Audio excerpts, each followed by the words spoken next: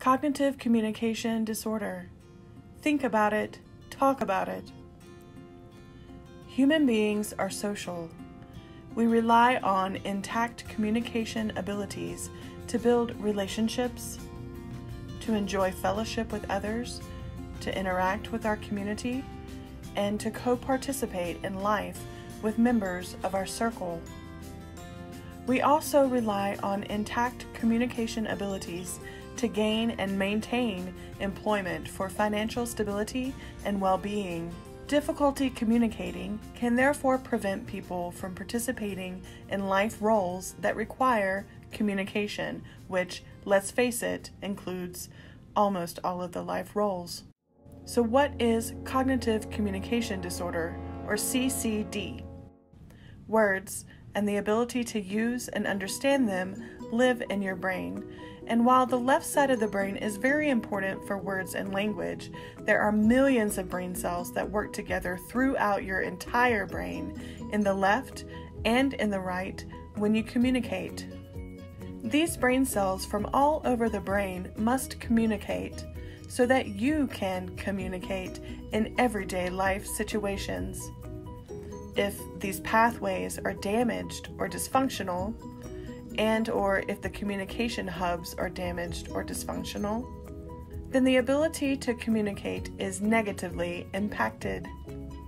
Sometimes this is because thinking problems, like problems with attention, concentration, memory, and problem solving, lead to problems communicating effectively. This is cognitive communication disorder, or CCD. CCD includes difficulties in communicative competence like listening, speaking, reading, writing, conversations, and social interaction that result from underlying cognitive impairments like attention, memory, organization, information processing, problem solving, and executive functions. The American Speech-Language Hearing Association and the College of Audiologists and Speech-Language Pathologists of Ontario define CCD as communication impairments resulting from underlying cognitive deficits due to neurological impairment. So how does someone acquire cognitive communication disorder? It can happen because of a traumatic brain injury, like when something penetrates the head, or when someone has a nasty fall, or a bad vehicle accident. CCD can also be caused by a stroke, like a blockage stroke that cuts off the blood supply to the brain, or a rupture stroke where there is bleeding within the brain. CCD can also be caused by other types of brain damage, such as infection, brain tumor resection, and others. Progressive neurological disease can also cause CCD, but this talk will focus on CCD after sudden acquired brain injury. How do I recognize cognitive communication disorder? CCD happens not just because of damage to the lobes that are made of gray matter, the frontal, temporal, parietal, and occipital lobes, and even the hidden insula lobe, but also because of damage to important connections between these brain areas, and these connections are called white matter tracts. Think of them as connecting highways or extensive telephone systems that help these areas communicate.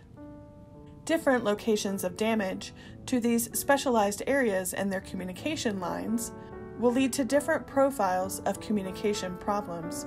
Two examples are shown here. The one on the left, with pretty good memory and self-awareness but poor attention and visuospatial abilities. The one on the right with pretty poor memory, attention, self-awareness, and executive function, but pretty good visuospatial abilities. You can think of a tuner or a soundboard where the different channels are different cognitive skills, and someone may have impaired to functional or normal abilities in the different domains. The combination of those cognitive abilities and limitations will influence communication and can lead to a debilitating cognitive communication disorder. Some cognitive and communication skills will be stronger than others, and people may have one or more of these problems.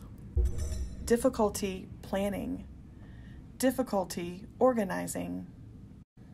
And these difficulties extend to planning and organizing sentences in conversation.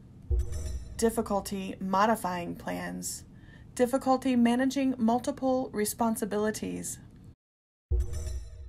Problems processing written information. Trouble with concepts of time and money. Difficulty understanding and managing personal, financial, and legal matters. And these matters, unfortunately, often increase in importance and in frequency after someone has a brain injury. Difficulty reading emotions, difficulty managing emotions, difficulty understanding humor. Now you can more easily understand how one or more of these different problems will make it difficult to communicate effectively with family, friends, co-workers, customers, and other communication partners. Some people with CCD are often unaware of their deficits and their mistakes, which can make recovery and communication even more difficult. People with CCD may also have difficulty self-monitoring, following rules, and predicting consequences of their actions. Cognitive communication disorder recovery. Even the mildest CCD can reduce engagement in friendly and familial relationships and can introduce challenges to interactions with people in the community. CCD may also negatively impact employment, and many with CCD are unemployed or underemployed. The subsequent financial hardship can be devastating. The impact of CCD extends beyond the brain injury survivor, rippling outward to family members or friends who may be serving as care partners.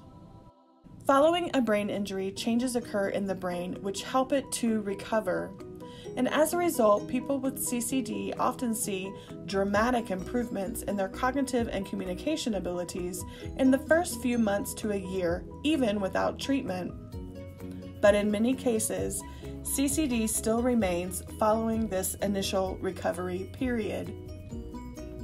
The good news is that research has shown that abilities can continue to improve for many years.